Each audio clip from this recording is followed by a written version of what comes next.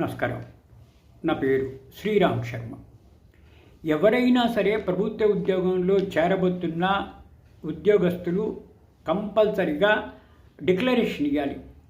తమ పైన ఏ క్రిమినల్ కేసులు లేవని, పెండింగ్లో లేవని, ఏ శిక్ష మేము అనుభవించలేదు అని.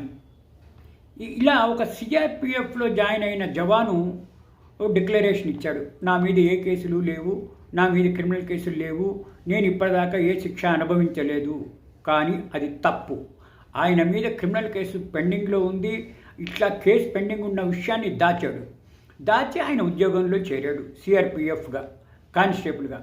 తర్వాత ప్రభుత్వానికి తెలిసి ఆయన ఉద్యోగం నుంచి తొలగిస్తే ఆయన సుప్రీంకోర్టులో క్వశ్చన్ చేశాడు. నన్ను అమాయకంగా, అన్యాయంగా, అక్రమంగా ఉద్యోగం నుంచి తొలగించారు అని. ఇద్దరు జడ్జిల ధర్మాసనం దగ్గరికి వచ్చింది. Justice Hima Kohli, Justice Ahsanuddin Amanullah.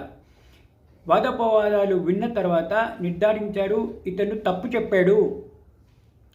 ఈయన మీద క్రిమినల్ కేసు పెండింగ్ ఉన్నా కూడా లేదు అని డిక్లరేషన్ అబద్ధంగా ఇచ్చాడు. ఈయన ఉద్యోగం నుంచి తొలగించడం న్యాయమే, అది ధర్మమే, ప్రభుత్వం కరెక్ట్గానే చేసింది అని చెప్పేసి ఆయన రిపిటిషన్ని డిస్మిస్ చేయడం జరిగింది. దీన్ని బట్టి మనకు తెలిసేదేంటి?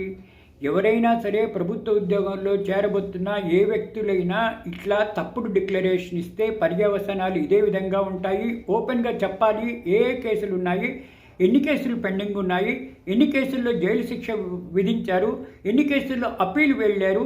ఇవన్నీ క్లుప్తంగా, క్షుణ్ణంగా చెప్పకపోతే పర్యవసానాలు ఇదే విధంగా ఉంటాయి. ఉద్యోగంలో చేరిన తర్వాత కూడా ఉద్యోగం నుంచి తొలగిస్తారు తర్వాత తెలిస్తే అని చెప్పడానికి ఇది చక్కటి ఉదాహరణ.